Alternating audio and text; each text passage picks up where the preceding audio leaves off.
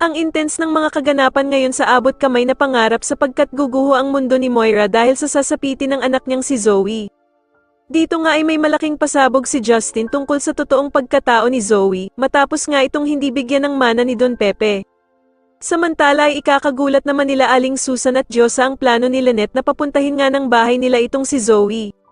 Mawawala naman ang pagdududa ni Lynette sa asawa niyang si Doc Carlos dahil nga sa mas iisipin nila ang kalagayan ni Zoe sa ina nitong si Moira. Dagdag naman ni Diyosa na pwede naman nga daw na mag-alala itong si Lynette pero wag lang sagad na sagad at tandaan nga daw nila na utak demonyo pa din itong si Zoe. Sasabihin pa nga ni Aling Susan na meron daw sungay itong si Zoe at Paskong-Pasko nga daw at ayaw niyang makipagbardagulan. Sa kabilang banda naman ay magaganap na nga ang pagpapatawag ng abogado ni Don Pepe ng meeting para sa kanyang last will and testament. Dito nga dahil sa masyado ng malala ang kalagayan ng kanilang lolo Pepe, ay ipapaliwanag nito sa kanila ang mga detalye at kung ano-ano ang ipapamana nito sa kanila. Samantala ay dadalo naman dito sila Doc Robert at Giselle kasama sila Justin, Annalyn, Zoe at Moira.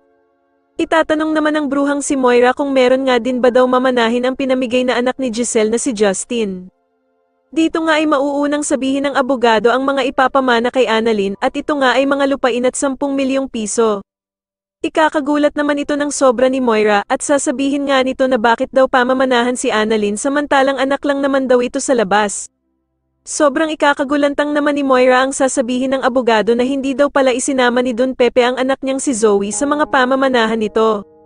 Sa tingin niyo dito na nga kaya magkaalaman na hindi totoong tanyag si Zoe at anak siya ni Doc Carlos at Moira, mas lalo na nga talagang nagiging exciting ang mga susunod na kaganapan kaya naman ay mas lalo pa nating abangan ang mas lalong gumigandang abot kamay na pangarap. Maraming salamat po sa inyong panonood at sana po ay mas subscribe niyo ako. Maraming salamat po.